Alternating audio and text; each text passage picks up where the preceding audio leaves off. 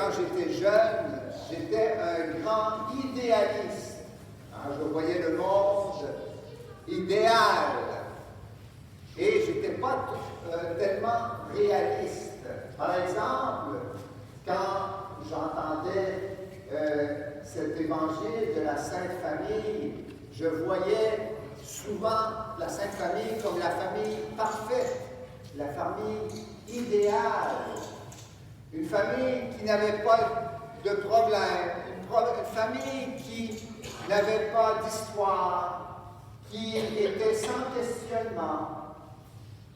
Et en lisant davantage et en méditant davantage les textes des évangiles sur la Sainte Famille, je me suis rendu compte que la Sainte Famille, au contraire, elle était, on pourrait dire, comme nos familles actuelles, nos familles modernes, qui ont des problèmes, elles autres aussi ont eu leurs problèmes au moment durant toute leur vie, on pourrait dire. Hein?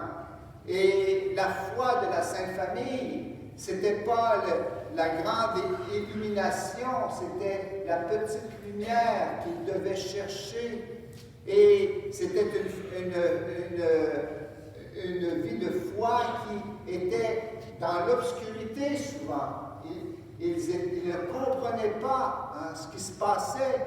On le dit dans l'Évangile aujourd'hui. Quand Jésus leur parle à Marie et Joseph, ils ne comprirent pas ce qu'il leur disait. C'est donc dire que leur foi était, on pourrait dire, cachée, on pourrait dire, par de l'obscurité.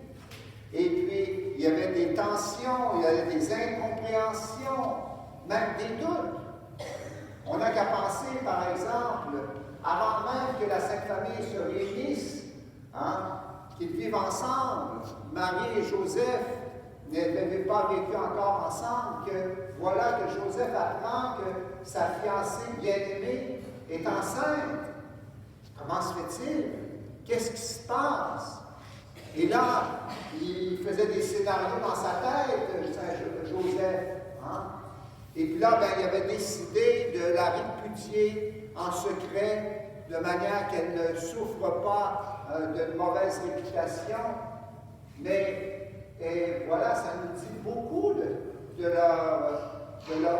souffrances qu'ils ont dû vivre. Un peu comme les couples aujourd'hui qui vont se poser des questions. Est-ce qu'on est fait pour être ensemble ou non? Etc. Alors, il y a la menace de la séparation. C'est souffrant tout ça. Et Marie et Joseph ont vécu cette souffrance des couples modernes. On n'a qu'à penser aussi à la vie familiale de Marie et Joseph qui donnent naissance à leur premier-né, Jésus, dans une grotte de la campagne de Bethléem. C'était pas un motel, c'était pas une chambre tout équipée, comme on pourrait dire. Hein? Ils étaient au rang des plus pauvres, des personnes sans abri qui doivent se contenter d'un logement insalubre. Combien il y en a aujourd'hui, seulement à Montréal, des gens qui vivent vraiment dans des conditions qui sont souvent inhumaines. Eh bien, Marie et Joseph ont vécu cela. Imaginez-vous là dans une grotte pour les animaux. C'est là que l'enfant Jésus est né. Et puis, Hérode, le roi, qui cherche à éliminer un concurrent, veut éliminer Jésus, dont il entend parler. Et alors, les Marie et Joseph doivent faire comme des millions de réfugiés qui sont menacés d'être tués par un tyran et qui, justement, à cause de guerre ou à cause des persécutions qui sont faites dans leur pays, doivent quitter leur pays et se réfugier dans des pays qui sont difficiles d'accès souvent. Et puis, on a qu'à penser aussi à aujourd'hui dans l'Évangile. Hein? Jésus, tout d'un coup, après la fête de la Pâque, avec ses parents, ils étaient ensemble, et voilà que Jésus disparaît. Combien de familles aujourd'hui vivent cette souffrance, ce supplice de voir leur enfant disparaître tout d'un coup, et ils ne savent pas où il est, comme Marie et Joseph. Combien de questions ont pu être suscitées, surgir de leur cœur en ne trouvant pas Jésus? A-t-il été kidnappé? Jésus a-t-il été molesté? A-t-il été l'objet de violence?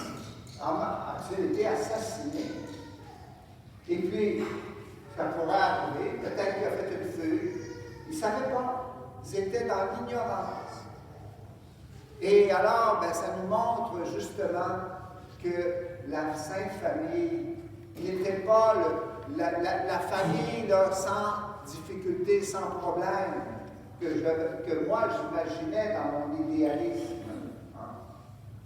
Et on va se poser la question, mais comment se fait-il que Marie et Joseph et Jésus soient restés ensemble malgré toutes ces épreuves, toutes les menaces à leur division, à leur séparation?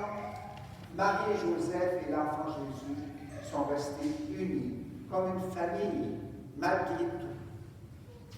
Eh bien, moi, je pense que le secret de la Sainte Famille qui a permis qu'ils soient restés unis, malgré tout, c'est leur foi. Mais encore là, ce n'est pas la foi dogmatique, je dirais, là, qui est écrite dans les livres. Et non, la foi de Marie et de Joseph, eh bien, elle était, on pourrait dire, parsemée de doutes, comme je l'ai dit au début de l'homélie. La foi de la Sainte Famille n'a pas fait en sorte qu'elle était exonérée des souffrances, des questionnements, des incertitudes de la vie normale des familles modernes. Et c'est justement à cause de leur foi quelle était leur foi, la Sainte Famille? Moi, je vous dis, ce n'était pas un grand credo qu'ils avaient. Ils croyaient que Dieu les appelait par vocation à être une famille. Voilà. C'est ça la volonté de Dieu pour nous, que nous soyons unis. Et ils ont tout fait pour rester unis parce que Dieu le voulait. Ils savaient que c'était le chemin qui les conduirait au salut, au bonheur éternel, pas de manière individuelle, mais en famille. Et c'est ça qui nous donne une espérance pour nous aussi.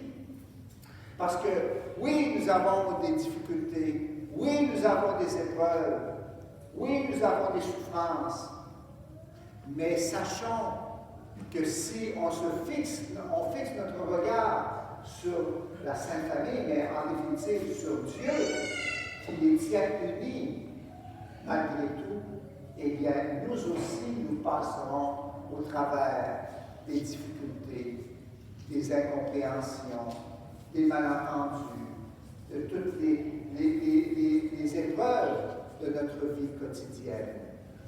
Alors, c'est un peu cela que nous devons demander à Dieu aujourd'hui.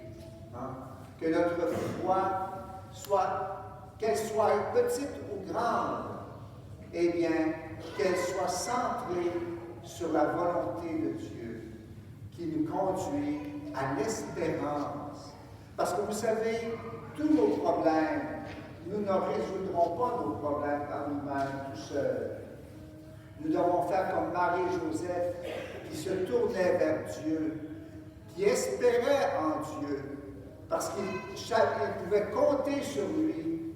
Ils savaient que Dieu était avec eux et qu'il sortirait du pétrin au moment et de la manière qu'il désire, qu'il a prévu, mais il les sortirait de leur difficulté.